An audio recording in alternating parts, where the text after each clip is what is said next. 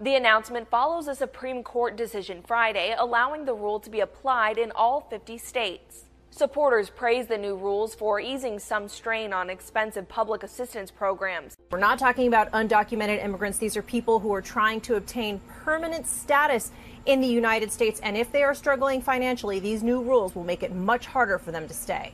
In this video, we're going to talk about this year's historical green card changes that relaxed many old rules and indicates for automatic green card movements. This is as a Swat&Vee channel with your questions to see how best you can help you out your process.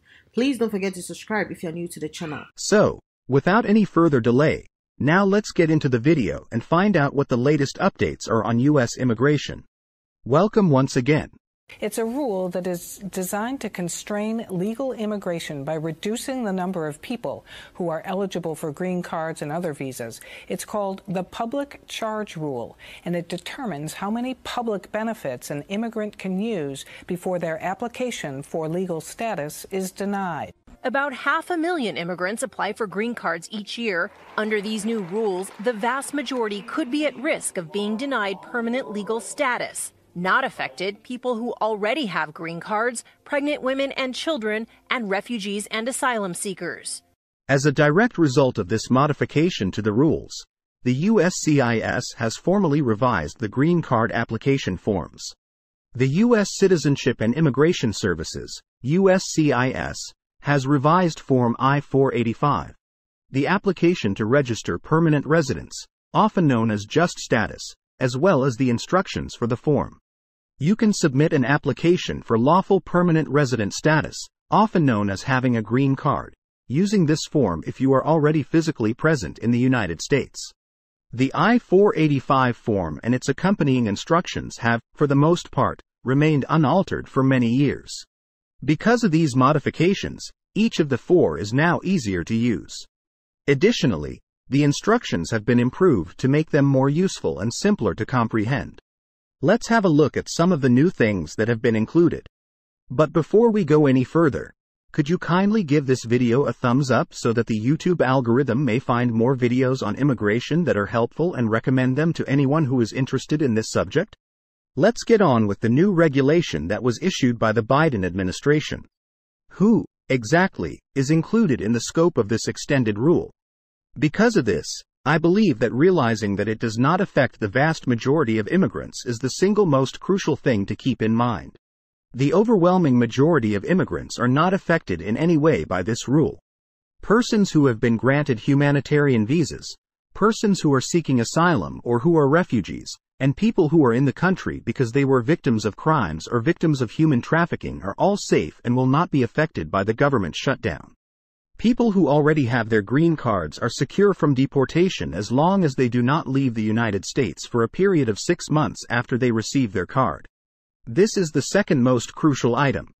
Therefore, this does not have any impact on citizenship.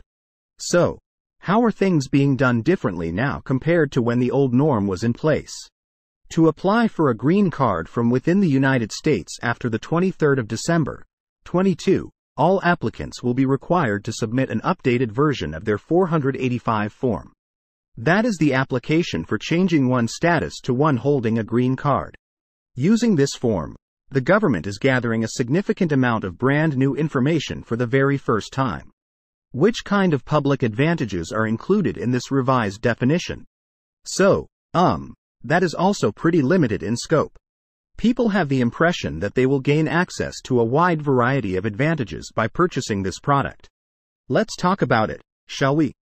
The first step is to make an effort to strike a balance between your income and assets and your debt. Your financial obligations to the government have never been brought up in the past. The updated version of Form I-485 asks you to provide information regarding the amounts of your income, assets, and debts. You will be required to record certain categories of debt, including house loans or mortgages, loans for vehicles, loans for education, and loans for commercial or small business ventures. Although revolving debts such as credit card balances and subscription fees are less relevant in this context, you are nevertheless required to record them if the total amount is significantly more than $10,000.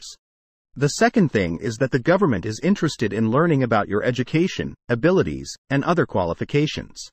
You are now obligated to reveal the greatest degree of education you have obtained, along with any professional certificates and work experience you have. The government can use this information to evaluate whether or not you are likely to be employed and in what occupation you might find work. Your utilization of public benefits, particularly monetary advantages obtained from either the state or the federal government, comes in at number 3 on this list. In addition to this, the government will inquire as to whether or not you have ever been hospitalized on the dime of the United States government.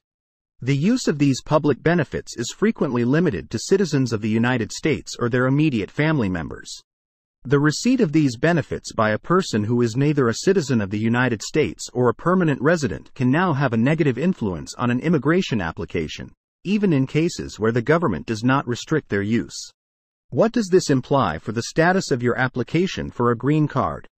In the past, the United States Citizenship and Immigration Services, USCIS, did not operate in a transparent manner on their decision-making process for laws of this nature. The public can now receive some direction from the federal agency regarding what counts toward the benefits section and what does not count in the section. For instance, getting free diagnosis, immunization, and treatment for COVID-19 doesn't classify as having the virus. After that, the instructions for the new form, the United States Citizenship and Immigration Services, USCIS, says that you do not need to include any extra proof to substantiate the information that you supplied in the new part of the application form. On the other hand, if the agency is interested in viewing the supporting paperwork, it may submit a request for proof. Be as truthful and thorough as you can in all of the information that you submit to the government in an official application.